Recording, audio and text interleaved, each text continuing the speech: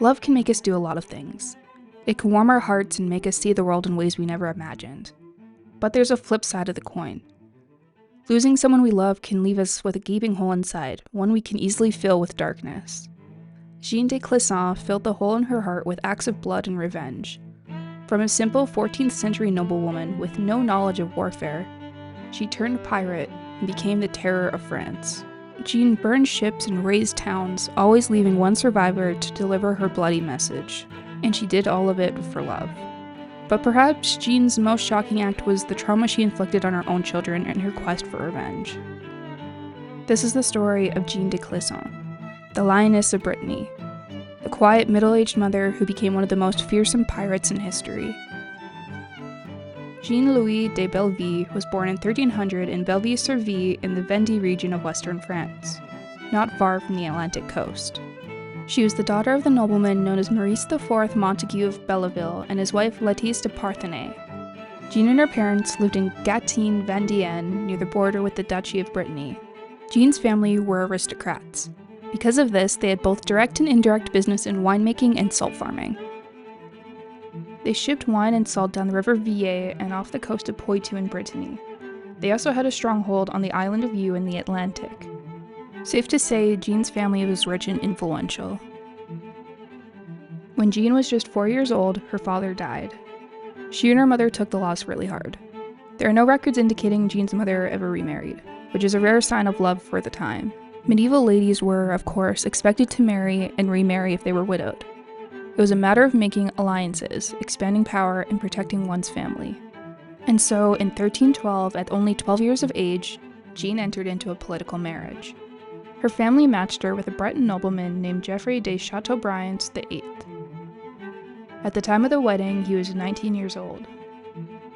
Although it was not uncommon at the time for brides to be shockingly young by our standards, the marriage was still considered controversial by some. Jeanne did her duty. By the time she was 15, she had already given birth to 2 children, a boy and a girl, named Geoffrey and Louise. In 1320, Jeanne's half-brother died. Jeanne inherited his lands and titles, as he had no heirs. In 1326, her husband Geoffrey died as well. Due to her wealth, lands, and titles, and the fact that she was still only 26, Jeanne did have many suitors. For men at the time, marrying a widow with a lot of land was a great way to add to your real estate portfolio. For a widow with a lot of land, marrying a powerful man was a great way to ensure other people couldn't take your property by force. In 1328, Jeanne married Guy de Penthièvre, the second son of the Duke of Brittany. The House of Penthièvre was one of the most powerful families in France, and it seemed likely Jeanne married Guy to protect her children. But tragically, Jeanne wouldn't be able to protect her children forever, and no one would guess at this point that the person they might need protection from was her. Indeed, before long, all of France would shudder at her name. Jeanne's marriage to Guy was a disaster, to say the least. As it turned out, he wasn't as single as he'd claimed. The powerful de Blois family wanted him to marry their daughter, and would do anything to make it happen. The de Blois family pulled some strings with the Pope and got Jeanne's marriage annulled in 1330. Guy married into the de Blois family, and then, like virtually everyone in this story who ties the knot, promptly died. Seems like they could have saved money by having the weddings and funerals at the same time. In 1330, shortly after her second husband was stolen away, Jeanne married Oliver IV de Clisson. Clisson was a wealthy Breton who had a castle at Clisson, a manor house in Nantes, and extensive lands. This was not Oliver's first marriage. He was, surprise surprise, a widow. Jeanne and Oliver's marriage allowed them to combine their wealth and lands to make them one of the most powerful forces in the region. However, with the marriage contract, there was also evidence that Jeanne made sure to secure the inheritance of her children from previous marriages. Jeanne did undoubtedly love her children, whatever she may have done to them later. She also loved Oliver, which was unusual in aristocratic marriages arranged for political and financial gain. It was Jeanne's love for Oliver that would ultimately drive her into a life of piracy. Jeanne and Oliver had 5 children together, a sign that they actually enjoyed each other's company. This was probably the happiest time of Jeanne's life. But then, disaster struck once more. In 1341, the lords of Brittany decided to do what medieval nobles do best: fight each other for power. A civil war broke out over who should be the Duke of Brittany. On one side, John de Montfort, who was backed by England. On the other side, Charles de Blois, who was backed by France. Oliver's family was divided on the subject. One of his brothers supported Montfort, while his other brother fought against him. I have a feeling family dinners might have been a bit intense around this time for Jeanne and her in-laws. Regardless, Jeanne and Oliver stayed loyal to the King of France and fought for de Blois. Jeanne would live to regret that decision bitterly. In 1342, Oliver was captured by the English. Jeanne must have been heartbroken. Her first husband died, and her second was stolen from her. And now she feared she would never see her third husband again, and she actually liked this one. But Jeanne would see her beloved again. In fact, the English quickly released him in exchange for a small sum of money and a prisoner exchange. That freedom would cost Oliver his life and finally drive Jeanne over the edge.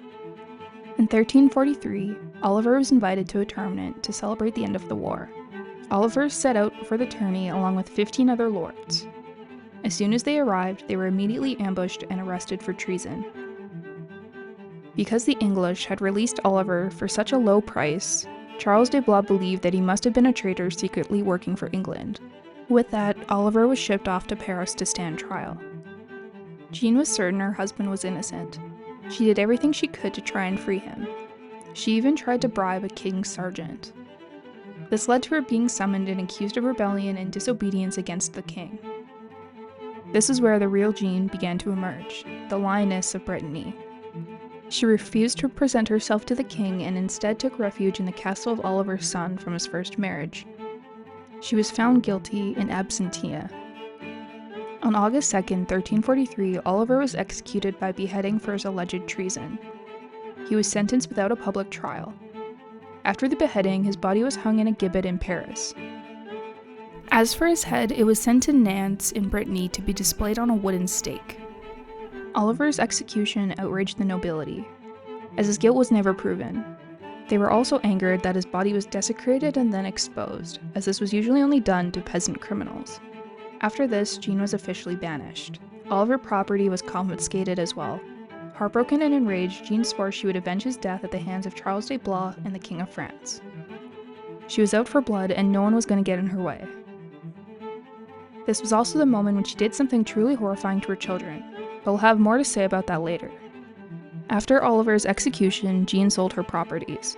She then readied an army consisting of roughly 400 loyal men and began attacking French forces in Brittany. She first ordered her army to attack a castle at Touffieux. The castle was under the command of one of Charles de Blois' officers. He recognized Jeanne and let her in, whereupon her forces massacred the entire garrison with the exception of one individual, which would become a signature of hers. Next, she attacked the garrison of Château des Baudes, which was formerly under the control of her late husband. Word of Jeanne's rampage spread quickly, and she was officially declared a traitor. This label made it hard to gather more allies, so she decided to switch up her tactics. She used what was left of her money to purchase a small fleet of 3 merchant ships. Jeanne converted these merchant ships for war.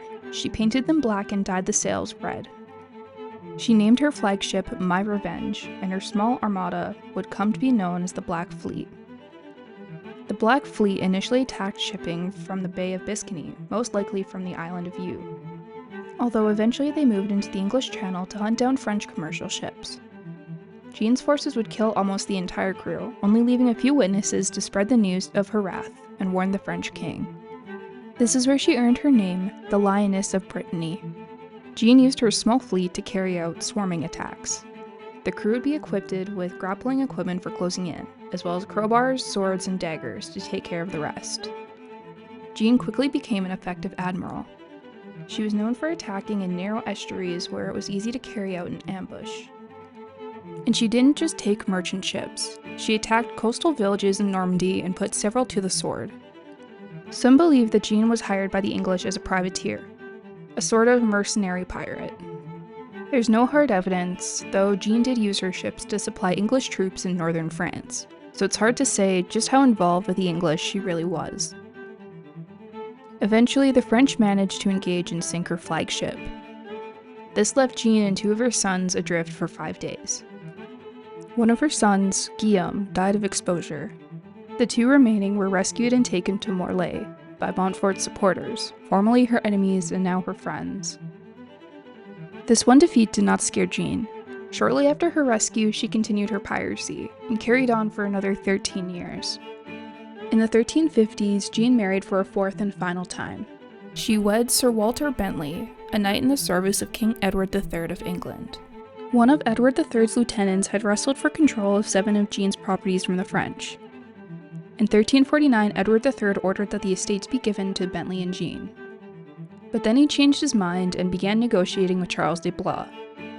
Medieval politics. It makes modern politics look normal and dignified. As part of a treaty with Charles, Edward ordered Bentley to hand over Jeanne's remaining castle in Brittany. Bentley refused and traveled to England to plead their case. When he arrived, he was put in a prison cell in the Tower of London while his case was decided. Eventually, he was released and allowed to return. At this point, war had come to a halt as both nations were exhausted, mainly from the spread of the Black Plague. In 1357, Walter and Jeanne were granted the barony of La Roche-Moisane as compensation. This was the end of Jeanne's career as a pirate. In her defense, she'd had a hell of a run and she was almost 60 years old. In her later life, Jeanne settled down and seemed to find a sense of peace. She and Walter settled at the castle of Hennebont, where they spent the rest of their days. In 1359, Walter passed away. Jeanne followed suit a few weeks later, leaving behind a legacy of resilience, determination, revenge, and terror. So, what did Jeanne do to her children when Oliver was executed? Well, she clearly wanted to instill in them her own lust for revenge. Despite the fact that she was a wanted woman, she took her children to the city of Nantes where their father's head sat on a spike. She made them look at it and told them never to forget the 2 men who were responsible, the king and Charles de Blois. Although she didn't live to see it, Charles was killed in battle in 1364. So what do you think of the story of Jeanne de Clisson? Do you think her path of revenge was justified? Let us know in the comments below. And don't forget to like and subscribe for more historical content.